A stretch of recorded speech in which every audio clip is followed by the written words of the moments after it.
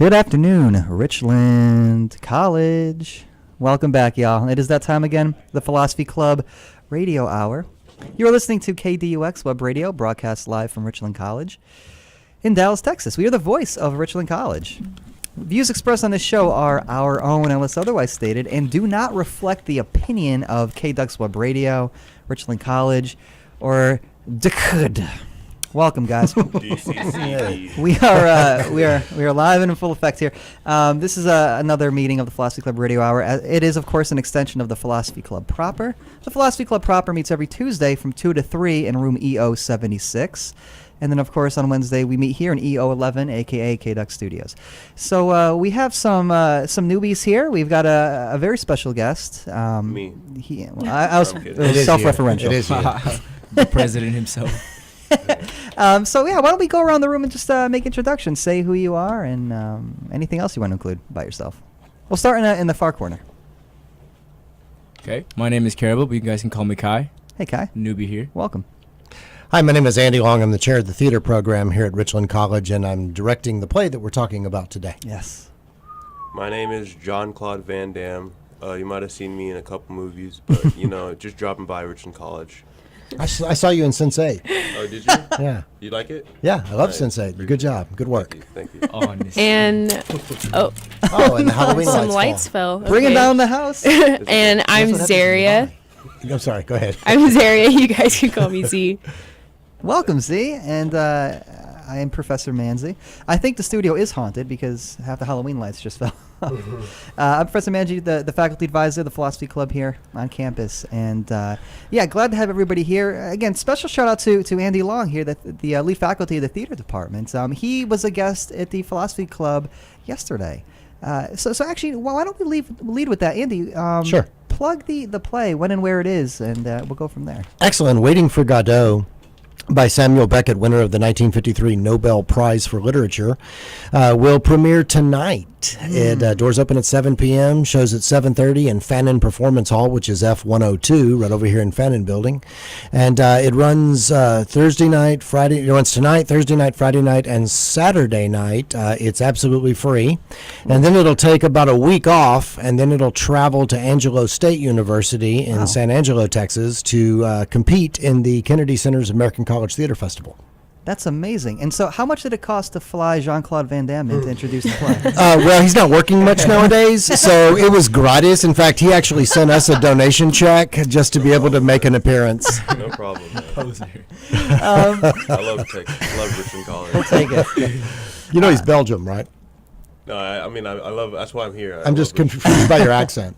I'm a very good actor. So That explains it. I like to... You or Steven Seagal, who's going to win? It doesn't matter. I'm not trying to be a PR person right now. I'm just here chilling out. Thank you, Jean-Claude. No problem. He's just a fan of philosophy. That's what if everybody knows anything about Jean-Claude Van Damme, it's that. Cool, guys. So I encourage everybody to come check out this play. And the following conversation is going to bring out, I would suggest, the philosophical components, these sort of existentialist themes that are found latent within the play. So typically, now the next segment, and we have our segments, is the re-quack. We are Thunder Ducks, so we don't recap, we re-quack.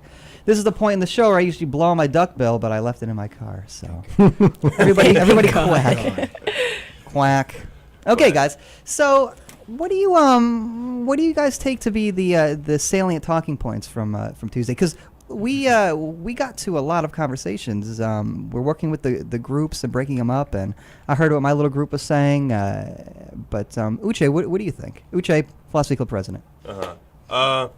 I think we should talk about, because I think the topic was supposed to relate to the play, so I think we should have a brief summary of what the play is. Oh, that could be a good idea. What topics we can come up with on that. Yeah, that'd be beneficial to maybe the two people who weren't there. Yeah, sure. Yeah. Not a problem. Well, welcome to the Philosophy Club. No, I'm just kidding. It's Waiting for Godot was written by an Irishman named Samuel Beckett, who in 1935 moved to Paris. And he was living in Paris, France, when the Nazis invaded, leading up to World War II. The Nazis took over France, and Beckett actually fought with the French resistance. He fought the Nazis. He was fluent in French. He was almost captured by the Gestapo multiple times, and he was a writer. And as a person, his favorite things in the world when he was growing up were silent films, were movies, were vaudeville, were entertainment, like popular entertainment today, but it was entertainment then. And he idolized the worlds of Charlie Chaplin and Buster Keaton and Laurel and Hardy. And then he lived through probably the worst indication of man's inhumanity towards man the world has ever seen. What would that be? The Nazis. The Holocaust, they weren't what you call necessarily, the men. Nice people. And so, so anyway, he saw that, and he saw just the complete destruction of society as a whole, and he imagined these two worlds being fused together. And he wrote a play about on the surface, it's about two street people, two hobos, two guys that are on the side of a road where the only thing that's mentioned in the stage description are a tree, a road, and a mound. And they're there to meet a man named Mr. Godot. They don't know why they're there to meet him, but they know that he holds their future in his hands. So while they wait, they play some games. Some of the games are fun. Some of the games are cruel. They keep waiting. This very, very wealthy capitalist named Pazzo shows up with his slave, Lucky.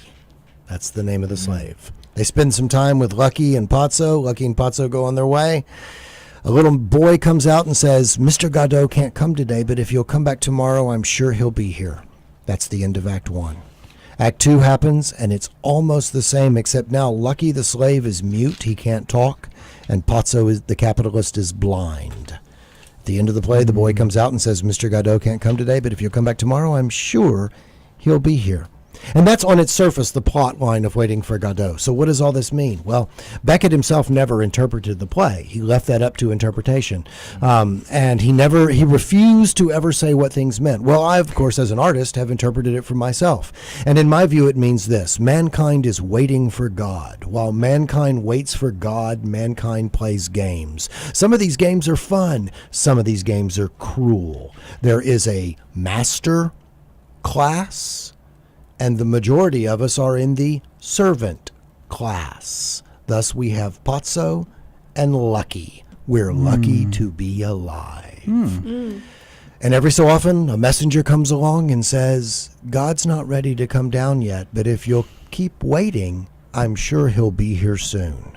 Yeah, it's almost as if like they're ignoring, the situations at hand because they're just too busy waiting for like a saving grace, like a God. And what's interesting, that's a really great point, Z. And what's interesting is that at the end of both acts, one of them turns to the other and says, well, shall we go? And the other one says, yes, let's go. And Beckett wrote in stage directions, they do not move. End of act, end of play. So calling the illusion of progress. Correct. Right. Estragon and Vladimir, Okay. the two street people, never move on anywhere. They are constantly here. Wow. Pazzo and Lucky are constantly traveling and never arrive. Wow. Boom. So I'm choosing seasons, right, for our theater department, and so I'm rereading this play that I'd read. I actually took a class on Beckett when I was in grad school, but I'm rereading this play about a year and a half ago, and there's certain lines that jumped out at me that said, this isn't just about post-apocalyptic World War II, 1953. I'll give you an example. At one point, Estragon turns to Vladimir and says, so we've no rights anymore? And Vladimir says, what? And Estragon says, we've lost our rights? And Vladimir says, we got rid of them. And then at one point, Vladimir says, at me too someone is looking. Of me too someone is saying, he is sleeping. He knows nothing. Let him sleep on. And I went, wow, this isn't about 1953. This is about 2017. Sounds like thoughts I have on my students while they're in class. Stay woke. Stay Speaking woke. of which, welcome, Ashton. Hi, welcome. Thank you. So we're presenting this play, and so we in the creation and concept of it, we've decided not to set it in the traditional format it's always been in 1953. We're updating it to right now. That's so cool. That's good. And since we don't have 70-year-old men playing the roles, it was recently on Broadway with Patrick Stewart and Ian McKellen as the two street people. In fact, there's a famous story. They had a 2-hour technical delay during one of the tech rehearsals with technology, and so they said, okay, we're going to be on about a 2-hour break, but they were in full costume. And Ian McKellen smokes, so he went outside of the theater in his Estragon costume with his long hair and beard, filthy dirty. He took his hat off and set it down, and he started smoking a cigarette, and a guy came by and dropped a couple of bucks in it. And within about an hour, he had gotten $100, and nobody knew it was Sir Ian McKellen. Nobody knew it was Magneto or Gandalf. That's crazy. You know, so anyway, we've decided to update it, and so because we are using Richland students, and these guys are 20, 21, we are dressing them as modern-day street people. Pazzo is dressed in a tuxedo. The 18-year-old actor who's playing Pazzo shaved the top of his head, so he just has hair going around the back and the sides. Commitment. Isn't that what drives success? Exactly. Commitment. So Pazzo is in a beautiful tuxedo with these knee-high rubber water wading boots, just like the president wore when he was checking out Hurricane Harvey. Whoa. And Lucky the slave is in an orange prison jumpsuit because Beckett made a political statement in 1953, and we're making a political statement today. Wow, that is profound. And there's a tree on the sarcastic, stage. Z. There's a tree on the stage, and Beckett refers to the set as a tree, a road, and a mound. And at one point, Estragon says, "What is that?" And Vladimir says, "It's the tree." The tree indicates to me, as an artist interpreting the work, the tree of life. So ours tree isn't a real tree; it's a broken electrical pole. Which is a modern-day society tree of life. What happens when we lose electricity? We don't know what to do. You mean I got to read a book? Isn't that Festivus? It's a pole instead of Well, but this is a broken one with wires all over it, and so we've updated it to make it more relevant to what's going on right now. That's great. I just want to applaud you for taking all the symbolism and giving it a modern day twist. Yeah. Well, thank you. Yeah. Thank you. This is the hardest play. This is my 7th year here at Richland as a faculty member, and this is the hardest play we've done in my 7 years. They don't give the Nobel Prize for easy work. Yeah. But it's a really cool piece. I hope that you guys can come out and check it out. It's got a lot of Yeah, seriously, me too. Yeah, definitely. And go more than once. It's free. Andy, so in your opinion, what is the philosophical component of some of these? And we don't have to get to scene specifics if we don't want to spoil anything, but based upon some of the way that the characters present themselves and interact with one another, is there any sort of latent philosophical underpinning there that you see as something that is noteworthy and the audience should pick up on? Absolutely. And then I want to ask these guys that I'm talking to to respond to what I've said as far as just from the story that I've told you and just from good call. What I've talked about. What are you getting out of it? Because art is interpretive. It's all relative. You don't tell. Picasso didn't explain his paintings. No. You look at them and you get out of them what the experiential things that you possess bring to the painting. Okay. Now there are some things. Estragon and Vladimir really represents the two sides of humanity. And Estragon represents the physical side of humanity. He wants to sleep. He's always hungry. His feet hurt. He is our obsession. He wants to be comfortable. He's our obsession as human beings with being comfortable. It's interesting, Jeff. I know this is a tangent and a side note, but I just saw this video about how human beings walked before the year 1500. We walked on the balls of our feet. And the reason we walked on the balls of our feet was because paved surfaces had not proliferated the earth. And the fixed sole shoe had not yet been invented. So the sole of your shoe was usually in two pieces, and we walked on the balls of our feet to make sure that we were safe and we weren't going to step on anything that was dangerous. Wow. When you walk on the balls of your feet, it's like running. It creates more muscle tone in your legs. And around 1500, paved surfaces proliferated the earth, and fixed sole shoes were invented, and human beings at our very nature are lazy. And so we began to walk putting our weight on our heel first because it burns a lot less energy. And now, it wasn't so bad, I guess, in 1500 because there wasn't these wonderful, comfortable chairs that we sit in all day long and this wonderful, comfortable couch that we relax in every evening.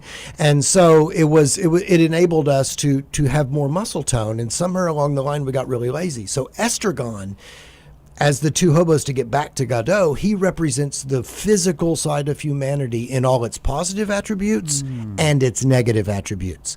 Vladimir represents the intellectual side of humanity. Vladimir says the deepest, most profound things, and he usually follows them up with, "What did I just say?" Because, and it's interesting, Lucky the Slave, at one point, he's ordered to think. And he thinks out loud. He only does it for one moment in the show. And at first read, my students were like, we don't know what the hell he's talking about. And I was like, well, then let's break it down. And we broke it down, and we began to uncover that Beckett was making a statement about pseudo-intellectualism. And he was talking about, and if you've ever been to one of those meetings where somebody was using every 5-syllable word they could think of, when a 2-syllable word would probably suffice, serve better, and the Andy, let me just stop you right there. You're bordering on exposing me. So if there's any exercise in intellectualism, it is the Philosophy Club Radio Hour. I think there's some different things, and Beckett was he was very much into he explored existentialism. He explored not meaninglessness. I don't like the term meaninglessness. I think that everything at its core, this is me personally, because we're not expressing Richland's opinions right now, but I think everything at its core has meaning, and we find meaning in great enchiladas. Yeah. Everything at its core has meaning. I don't think meaninglessness really exists. Or maybe it has the potential to mean something to somebody. Yeah, absolutely. Yeah, it just depends on who's interpreting it, honestly, at Absolutely. the end of the day. So, Yeah. So there's lots of different things that when you come see the play, I would really love to talk to you guys after the show whenever you come, because I would like to find out your viewpoint after seeing what you saw. So can I ask them about their opinions on things that we've mentioned? Yeah, no, I think that's a great place to take it. I'll just include this. Last week, our club topic was artistic interpretation. Oh, wonderful. So, yeah, we're really in a good position here to think about these That's things. great. Yeah. But yeah, by all means, guys, chime in. I'll let the president go first. Okay. yeah. That was very nice of you. I appreciate it. Jean-Claude? Jean-Claude, yeah, thank you. I think it's interesting that the two people are homeless, and it's like they're in a bad position, and they're waiting for someone to provide them with a better position, but they're so content with the position they're in because they have hopes that something better is going to come. And I think that's an interesting way to portray humans in the situation. Like, they don't want to make any progress. They don't want to move forward because they're waiting for someone to push them forward, or they're waiting for someone to grant them with something. And I think that's a pretty interesting part of how he decided to represent humanity. Okay, but Yeah. let's analyze that. I mean, That's a great I was point. going to jump in and say, like, I think it's interesting that, like, you say that humans don't want anyone to, they don't want to take action themselves. They're essentially waiting on someone to take action for them. And yet, from as far as I know, Vladimir has these profound thoughts that could probably shift the entire play into a more positive place. Where he could be positive of it. But he doesn't realize it. And I feel like we look at the greatest minds, the greatest philosophers in history, and I feel like a lot of them didn't realize the potential that they had. Oh, that's interesting. And, like, for example, like Emerson knew that that there were more people than just him and Thoreau and Nietzsche. Like, there were more people who existed in these generations who just weren't speaking up about it, who were pointing out meaningful things, but they weren't expressing it. They weren't letting the common man know, So. Yeah, and I really do want to come back to where Uche says, my bad. Where the part where it sounds like if we were to compare the whole story of two hobos waiting for a higher up, like this Figure, just this like- higher figure, as if we were humanity waiting for God, it really sounds like we're saying that humanity is not willing to put in work on their own. They're waiting for something like mystic, something higher than them to tell them for instruction, external instruction. It's really bad. Like, people can't ever look within themselves, like saying where I am right now, where I should be. But no, they need someone to tell them what to do, and it's really pathetic at times. But at the same time, when you know this, this is for people who don't know this. But when you do know this, maybe those who do know are willing to put in the work. Are willing to change, yeah. But I think that's what Beckett was saying, and again, reflecting back to the time that he wrote it, I think what Beckett is saying is how many of us actually do motivate ourselves to move forward. Now, we might tell ourselves that we do, but how many of us actually do, Yeah, sometimes and how we're many scared, of I us understand. don't move forward until someone pushes you to move forward, both positively and negatively. Yeah, And Beckett that's- was also writing it, Germany had just legally and officially elected the man who would take them to the brink of extinction. And so nobody stepped up and said, no, you can't do this. We let it happen. Yeah, I feel like, and that can be easily seen in the relationship between, you said, the capitalist man and the slave. Pozzo and Lucky. Pozzo and Lucky, like, he was like, okay, Lucky, think. Yeah. And Lucky starts, the thoughts, I haven't seen the play. I Sure. would assume that the statement he made was profound. It is. But like you said, pseudo-intellectualism, they weren't, like Einstein explained that if you understand something, you can explain it in simple terms. And apparently, I feel like in this situation, maybe Lucky didn't really know what he was saying, or something he learned but didn't internalize. I feel like that speaks volumes about how much people are willing to actually understand the world around them, because we're so used to just being taught, just read Yes. and just go through the motions instead of actually internalizing the world. Exactly, experiencing the world around us. Yeah, I love that you just said that, Z, because yesterday in the philosophy club meeting when we were there, I gave the basic points to the play, and then I said to the group, what does this all mean? And one of the students raised his hand, and I said, hold on a second. You've taken 3 classes with me, and you've heard me explain Shut up, this Brian. before. And I wasn't going to throw him under the bus. He loves it. And so Brian. by him telling me, he's simply regurgitating information I've already given him, Yep. rather than thinking for himself. So I wanted the audience, I wanted the class, the group, the club to think for themselves. Exactly. Yeah, and just Greatly said. moving forward, if everybody can give me the same benefit of the doubt that Z gives Lucky, and just assume he's saying something profound, I would really appreciate that. I want to consider this as well. Maybe this idea of meaning. It could be that maybe Lucky has these thoughts. It's not that he doesn't quite understand it, but that he doesn't value it. Or maybe they don't mean anything significant to him. The fact that he is thinking, and so waiting for Godot. I mean, perhaps you can liken it to sort of waiting for meaning, which is to say, are you going to discover meaning on your own? Are you going to find out for yourself what means something to you, or decide for yourself? Or are you going to wait around for somebody to provide purpose and meaning in your life? Yeah. And I feel like we could also point out that Lucky, whether or not Lucky values or doesn't value whatever he said that was so intellectually stimulating, doesn't matter, because at the end of the day, Lucky is still a slave. Just like in this situation, you're still a prisoner. Like, if I was in prison and I have the most philosophical thoughts about life and how beautiful it is, does it really matter don't when I'm act upon surrounded? it? If I can't, if I can't, That's what I was gonna say. if I'm surrounded by concrete, what's the point? Well, guys, a number of major philosophers in the 20th century were in concentration camps. And some of the greatest. And, I think you referenced Man's Search for Meaning. Yeah, yesterday. Frankl, yeah, Viktor Frankl. Paul Ricoeur, Jean-Paul Sartre. These are people who are in concentration camps. I want to take it further to modern society, because you just said if we have these great thoughts but we're still in prison.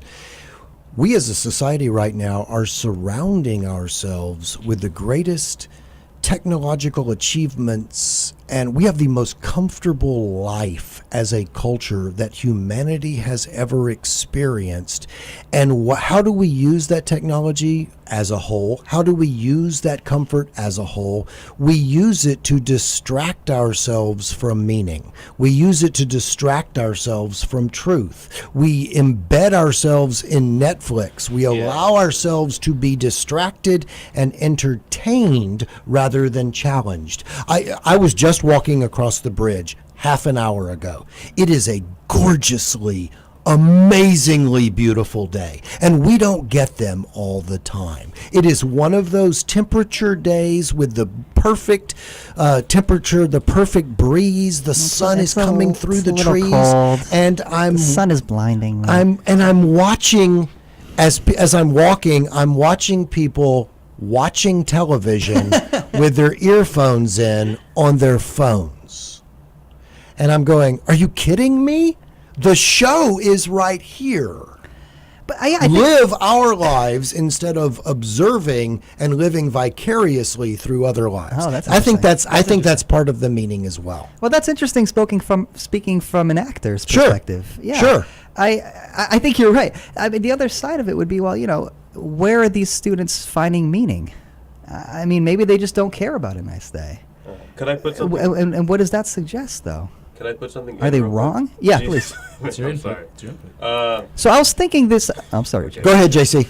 Okay. So it's kind of like you mentioned how, and I think you're right with how humanity, we're in the most comfortable place that we've ever been. And if you want to compare it to something, you could kind of say like humanity has retired. We've worked all this time building us up to this point. You don't work after retirement. It's like we're taking this time as relaxation, but if Yeah. a person retires and they stop stimulating themselves, just like any muscle in the body, they become weak, and that could be a problem for humanity in some point in the future. Yeah, you stimulate yourself insofar as you find value in that stimulation. But I feel like just as this play is timeless, just to like piggyback off of what you just said, Uche, just like as this play is timeless and will always relate, I feel like, to humanity in the future, there's always going to be a Vladimir. There's always going to be someone to question the status quo. Whether or not they act upon it, that's something we have to let history decide. But there's always going to be someone with a profound thought and not know that they have a profound thought. So, Or vice versa, even. exactly. I also think it's interesting that I think it's a very timely play for a number of reasons, and maybe we can talk more about that later. But I think it's interesting to know, and it's worth noting for that reason, that the kind of universalism that's being pushed in this play, maybe push is a strong term, but being considered in this play, this idea of is life something that we need to wait for? Is meaning or significance something that we must depend on from outside as opposed to not? In which case, you have some perverted version of life, which is waiting around, or as Uche referred to it, early retirement. I mean, isn't that the American dream, early retirement? Yeah. There seems something weird about that. Yeah. And yet consistent about that. And that's, I think the play, especially towards the end, and what it is that they resolve to do at the end, and yet not take the steps even towards that. Yeah, I mean, they consider suicide during the play. Yeah, and yeah. not because they're depressed, but just because it would be something interesting to experience. Yeah, isn't that, yeah. That sounds scary. That sounds very scary, actually. Yeah. Like, as suicide is one more game that you play while you wait for Yeah. God. Yeah. It's another game. Because and what's interesting, and it's going to be, I really do want to get you guys' viewpoints afterwards, because it is unlike any play you will have ever seen. It is not a linear storyline built around John, who works at a factory, and Elizabeth, who volunteers at her child's school. No, I mean, it's not like that. It's humanity. Yeah.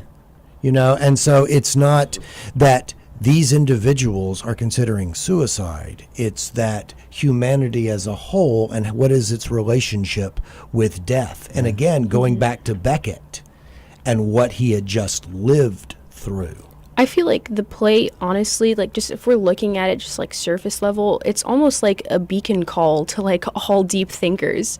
You know, when somebody goes to see a play, it's for entertainment. Sure. But this is supposed to be entertaining in a weird way, like keep you up late at night kind of way. Right. Thought-provoking. Yeah. And hopefully it will. Thought-provoking. You know, I think our production is very, very funny. And again, it was greatly influenced by the vaudeville comedians. And I think our production is very, very funny. And it's interesting because we've set it in this post-apocalyptic landscape, and we're reinterpreting it differently than even what McKellen and Stewart are doing on Broadway, because traditionally it's been done with Vladimir and Estragon being 70-year-old men, and we're doing it with 21-year-olds. Yeah. And so instead of when the lines refer to we've been doing this for 50 or 60 years, it's humanity that's been doing it because we're 50 or 60 years after the apocalypse. It's not the day after when the zombies are marching. It's way on down the road when this is our existence. And so they are not just two individuals. They are all of humanity exploring these themes. So I'm hoping you come see it and you end up laughing a lot, but it's that kind of laughing where you go, hold on a second. This is very like deep. This is for like deep thought, but it's also lighthearted. The atmosphere is very lighthearted since there's young actors, and I like that about this. Well, I really do want to see this. Well, you know what's interesting? I mean, and again, my analogy for it is, I don't know when the last time is you went to a funeral, but one of the most common things that you will see at funerals are jokes. Yeah, because people like to People remember not how break- they died, but how they lived. Right. So people get up and they break the tension by cracking jokes about the person who died. Not mean jokes, just jokes. They tell funny stories about them. Then you got the old guys outside that still smoke that are out there telling dirty jokes to each other in the parking lot while Yeah. everybody else is inside church. Yeah. You know, that's the number one thing you hear. There is a thin line between laughter and tears, and the play talks about that. And the play talks about when one person stops crying, somewhere else another one starts. And the same is true of the laugh. And so it's got this interesting dichotomy because we as human beings, one of the ways that we deal with really serious, tragic issues is to make light of them. Yeah. And it makes them more palatable. Yeah, I think it, because if I was writing this play in the situation that I forgot his name, I'm sorry, and the situation that Beckett was in, obviously, like, there's a lot of passion behind the themes or the core themes in this play. You can't just have an actor walk out in the middle of the stage and then just start yelling this out to the crowd. Right. Because I'm sure that's what he would like, is just people to just hear this and listen. But the way that he got people to listen and to ask themselves these questions, the way he got deep thinkers to think more, was to make it entertaining. And I feel like that speaks volumes about just society as a whole, you know, and the fact that you are introducing it in a lighthearted way. You know, it's like, it's funny, but then at the same time, like, you're going to go home, like, laughing, but thinking, like, oh, there's something messed up with humans, you know? Yeah. So. Well, And that's what I was going to say. I was going to humanity. say, is this Or one of those humanity, plays yeah. that should be, like, should have been not interpreted by the writer? Because wouldn't it be easier to just say what he meant at the end instead of leaving it for interpretation by all? 'Cause Good question. it will be misinterpreted. Some will think of it as, oh, okay, this is what's wrong, this is what we should do. Other people will say maybe this is wrong and it's hopelessness. They'll have a hopeless attitude towards the play. Yeah. I'm going to answer your question. And this is, in my opinion, theater is a collaborative art form. In other words, I don't sit in an art studio out behind my house and I create this complete theatrical experience by myself. I don't do that. Right. A composer might do that with a symphony, but I don't do that in theater. It is a collaborative art form. I've got fellow artists working with me on a project. And in that collaborative sense, we listen to everybody's interpretive ideas. And what serves the success and the message of the play, doesn't matter whose idea it was, we utilize it and use it. I think Beckett said, here is my piece of art, interpret it how you will. There's no right, there's no wrong. There is different viewpoints by humanity on different themes. And so I think by not interpreting it for us and not spoon feeding it to us, which so much of, honestly, our culture expects today. You know, when they make really big budget movies, they generally make them with 2 or 3 endings. 2 or 3 different endings, Yeah. and then they put those endings in front of test audiences. Oh, wow. Yeah, And like whichever theatrical one version, is extended most version. popular, that's the ending of the movie that you see at the movie theater. Uh-huh. And there Wow. can be completely different endings of films. Mm-hmm. That's not really the way art works. That's the way entertainment works. Right. You know, see what I'm saying? Right. So I think Beckett was brilliant for leaving it open-ended. Yeah, could it also be that if you were to provide some sort of authoritative interpretation, then you could go ahead and say your interpretation is wrong. Correct. And so this leaves that out of the equation. So there are no misinterpretations. Absolutely. Also, if there is one concrete interpretation, it kind of eliminates all reason to explore deeper. Like if there's one answer to the problem, or one answer or one solution, you wouldn't have to search. A saying is like, the destination isn't as much as the journey, or something like that. Yeah. Yeah. Or the spot isn't as, or the goal isn't as much as the journey. And sometimes, if you get a straightforward path to the answer, it'll be less fruitful It's than not fun, anyways. it'll be less fruitful than just walking Yeah, around if and the, looking for- basically if the theme was clearly stated, no one would be up at night There's no thinking about nuance. these these thoughts that the play provokes. But I want to revisit a thought that I had earlier about Lucky as a slave, if that's okay. Absolutely. I know, because I said, like, what's the point of, like, thinking all these thoughts if someone's in prison, and then someone over here behind me said that, the greatest philosophers were in I'm Professor prison. Manzi, by the way. This is my radio show. Professor Manzi. If you'd like to ask permission, please look behind you. Thank you. Thank you, Professor. He said that the greatest minds, were in prison during the Holocaust and concentration camps. But I feel like it's important to note that in Act 2, Lucky returns mute. He's not even allowed to share his thoughts. I feel like it's as if maybe he did have a profound thought. Maybe that thought did have value. But just like, what's the slave owner's name? Pozzo. Potso. Just like Pozzo represents the capitalist American, or represents someone in a seat of power, we're going to silence you because of that. I'm so glad you brought that thought back up, because it led me to the point I was going to make when I went off stream about 15, 20 minutes ago, in response to your statement, which was by this world of distraction that we kind of create prisons for ourselves. We create prisons that protect us from having thoughts or conversations that are disturbing. Yeah. And sometimes those disturbing thoughts and conversations are the deepest and most profound. I was gonna say earlier, is it best to be a prisoner for your thoughts, or prisoner, of are you a prisoner to your thoughts, or prisoner for your thoughts? Which one is better? Because once you're in prison for your thoughts, you're free to express all your thoughts. What are they gonna do? Put you in prison? You're in prison. Fair point. Yeah.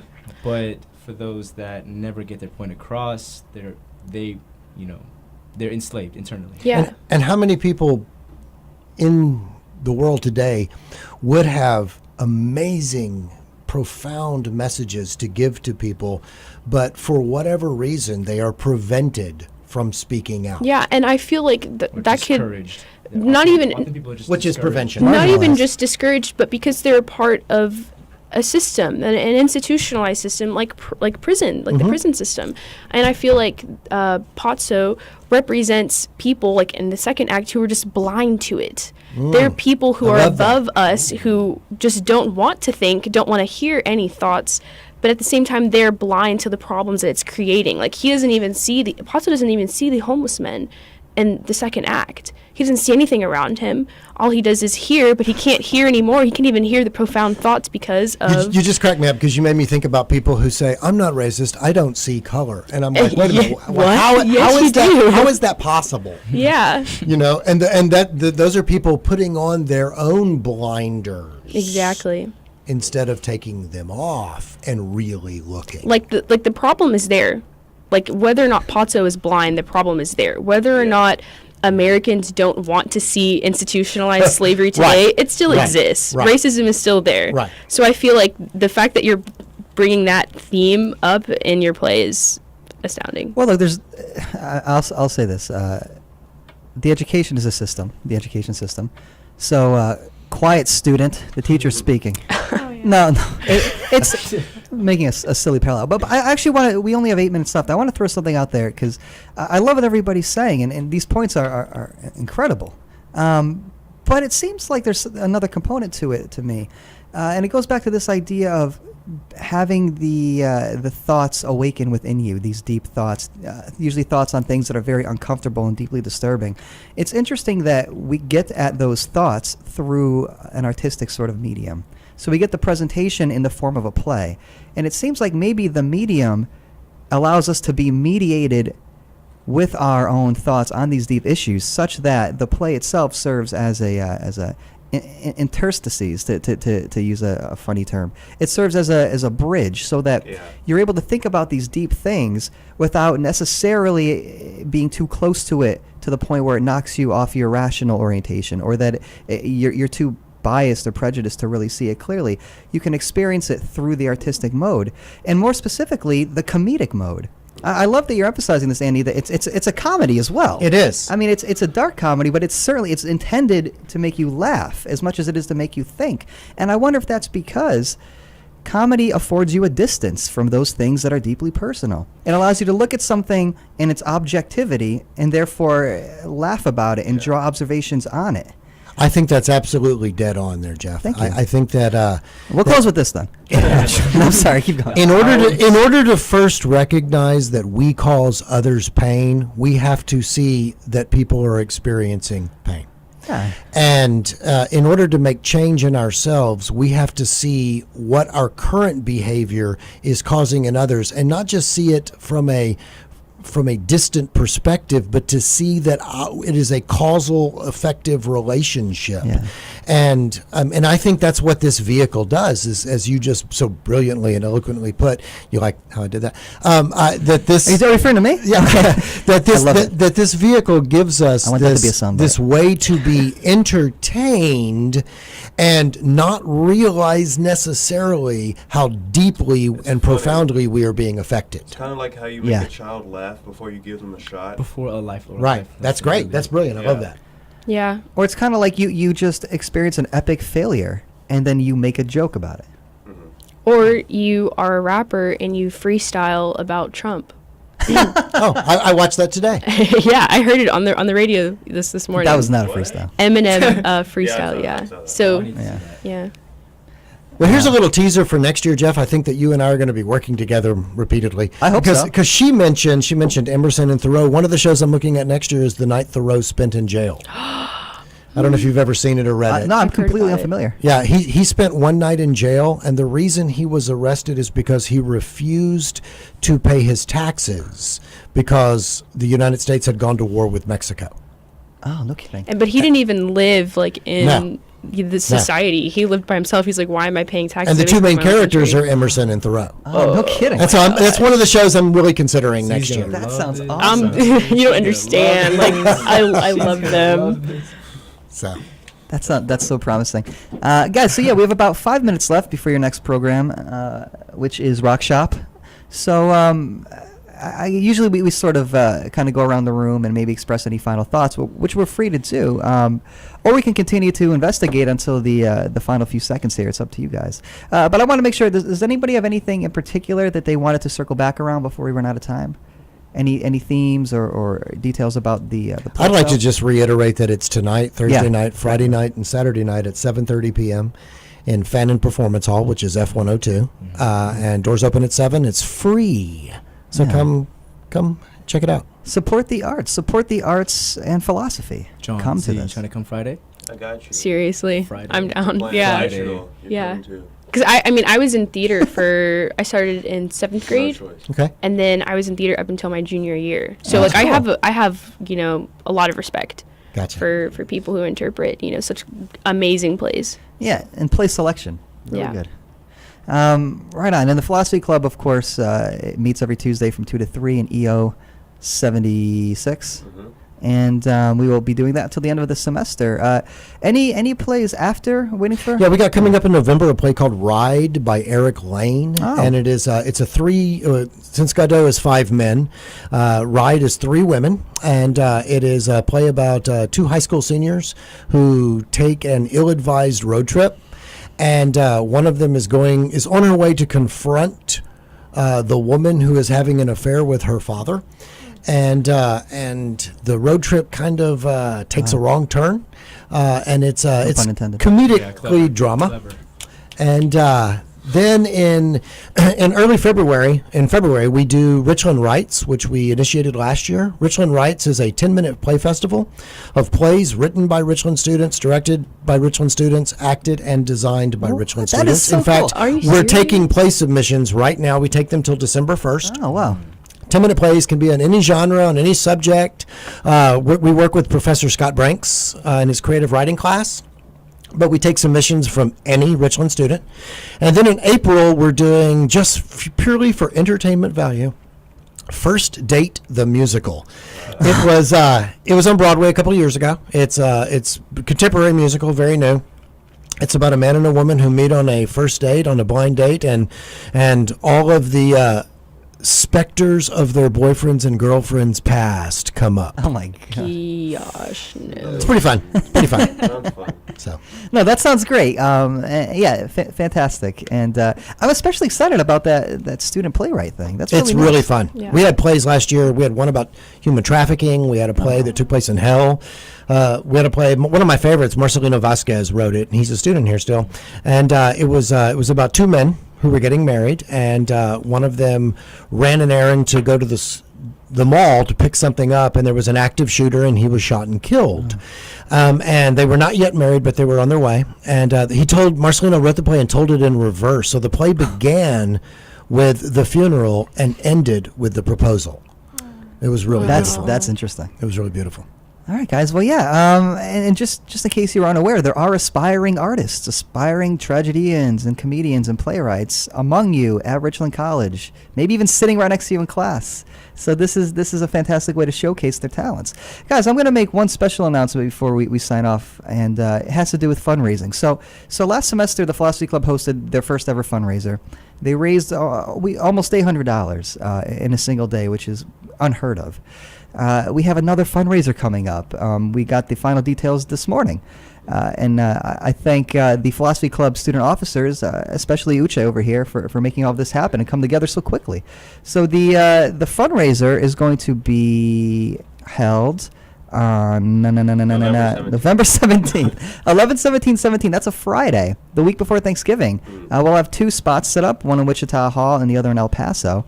So I know that's a long way away, but guys, get ready. We're going to be selling food as well as T-shirts, I believe. And yeah, that should be good. What's more, guys, the Philosophy Club is willing to and eager to collaborate with other clubs on campus / departments on campus that are especially or appropriately philosophical.